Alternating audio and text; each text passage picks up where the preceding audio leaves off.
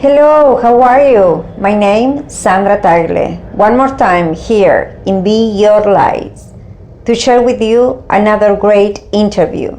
This time, Williams is with us to share his very creative talent, which is imagination and transformation.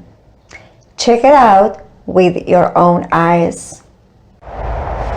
So my name is William Ltaif, and I am co-owner and creator of Smart Bites Enterprises, which is Miami's first sustainable restaurant, which is what we're looking to be known as, and own the title really of Miami's first real sustainable restaurant. Awesome. Thank you. Fabian, what is your talent or gift? So I think the gift that I have is the gift of imagination. Nice.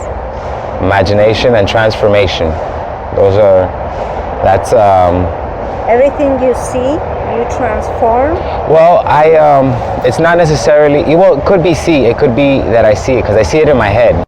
Yes, yes. I see a lot of this stuff in my head, and it's an exercise, it's a constant exercise, because imagination is what drives humanity forward. Albert Einstein once said that imagination is more important than knowledge, because with knowledge you have something that's very limited. With imagination you have something that's expansive. And so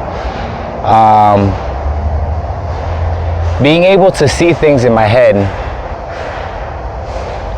and then bringing them to fruition, which is the part that we're talking about, the transformation, transforming something that I see into something that's real, or in various other forms. That is an exercise like any other exercise. If you work out, your muscles get stronger. If you imagine things more, your imagination gets stronger. If you imagine things and execute, the capacity for imagination and transformation gets stronger. So that's my gift. Awesome. Since when did you notice for first time that you have that talent or gift, natural gift? Recently. Recently? Very recently, maybe in the past couple years. Oh wow, okay. I would look at something, and it was like, you ever seen in the cartoons the Tasmanian devil? Yes. Yes. Before I thought it was a bad thing. Before I thought it was like something that didn't work.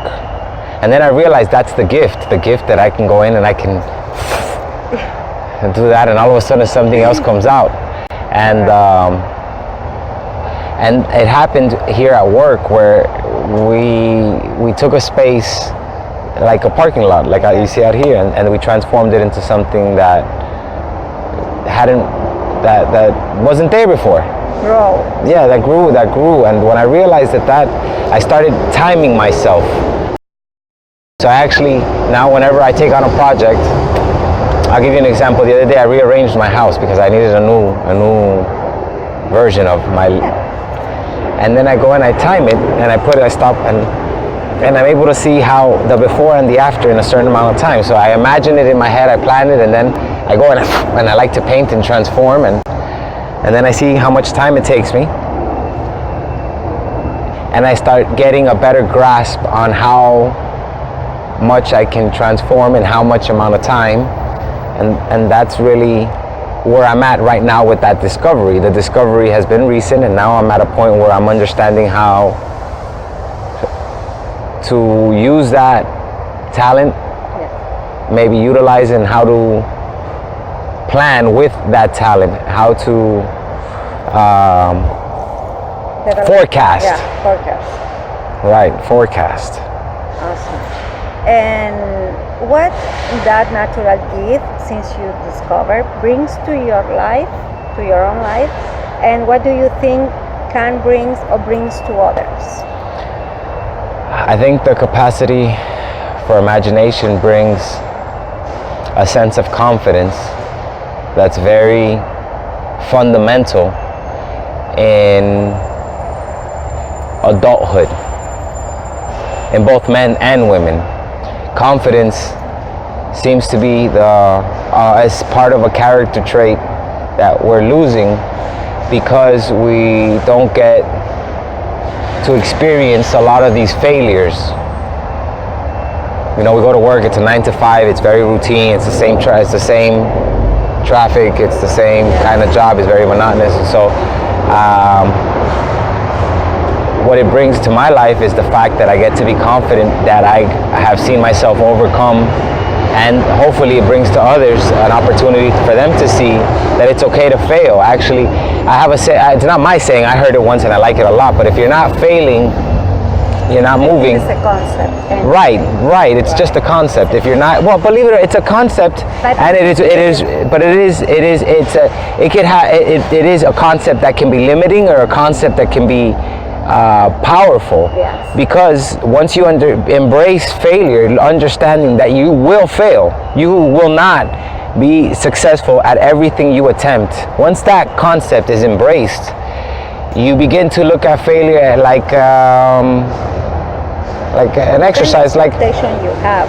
But what I'm getting at is it's like I promise you, more than not, you're going to fail. You're not going to get it exactly how you want it. You see it in your head. Okay, so, and it's going to take many times to get it to the point where people think you go into the kitchen, I want to cook something, and from the first time you cook it, it's going to be perfect. It's going to take many times for you to actually get that right. So what I'm getting at is, if you embrace that as part of the process, then that won't deter you. It'll just be like, oh, okay, it's fun. It's part of the process. I know I'm gonna get there. So, hey, I failed it. I failed again. Next. I failed again. Next.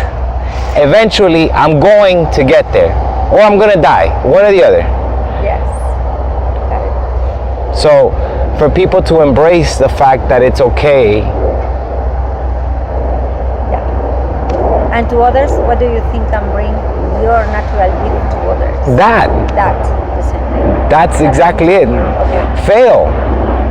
Go out there and get back up, because that's humanity. Like that's where man in its nature is imperfect. We have to be imperfect for our constant development. See, we have millions of years still in eternity. We have an eternity to develop ourselves. So it would not make sense for us to born perfect. Exactly, it wouldn't make sense. Doesn't make sense. I say the same thing. Yeah, absolutely. So it's part of the process to fail. Yes. It's part of the process to go through certain trials and tribulations. It's not necessarily part of the process to suffer. Absolutely. Through those trials and tribulations. That's what I want to bring. That is your choice. That is your choice. Well, that's what I bring. That's what I want others to get from it. You get to choose.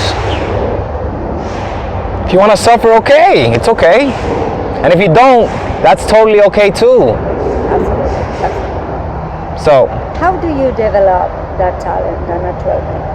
What resource do you use to develop imagination and inspiration? I feel I've been very lucky. I've been also gifted, as part of the imagination, a voice that speaks to me, that guides me, or many voices. Yeah, whatever. Mm-hmm. I don't know if it's one or many. I don't know what it is. Yeah. That thing, it comes with the imagination. Okay. And it is what instructions. Is what gives me the instructions through here. When the instructions come through here, things seem to work out well. And then when they come through here, it's like, okay, I should have listened to this one. So it's a practice of letting go from here and listening to here, and trusting that where this comes from is a sacred place. Awesome. Got it. And the last one, what you will say to others that will see this video, watch this video, in order to, not advice, but some inspirational comments that can help them to find and develop their talents? Here's a practice I have, and I challenge others to practice it as well. Notice we all have that voice. We're all gifted with that voice, some louder than others. So as you begin to develop the voice, hearing the capacity to hear the voice, because we all have it, it's to develop the capacity. What you hear, pay attention to what you hear and compare it to how you act. Okay? So maybe they tell you stop and you go. And then what happens in the go action? Something happens in the go. And in the go action, pay attention to see if it's what you want in your life, because we are completely responsible for everything that happens in our lives. So we pay attention to what happens in the go and see if it matches to what the stop said. If that's what you wanted. And play that game, see that game constantly observe yourself, that inner voice, what it says, and then how you act, and then what happens if you listen to that inner voice or if you go against it. Just pay attention to that. And then see what happens. And then as you notice more and more what that inner voice is saying, trust it more and see what happens as opposed to going against it. The action will then be to catch yourself. If you're going against it, stop. Oh, I gotta go back to my voice. This is what my voice said, and act on this. That's the action. And see what happens. Awesome. Absolutely awesome. Thank you very much for your time and your openness in this project. Thank you very much. You're very welcome. Okay. Bye-bye.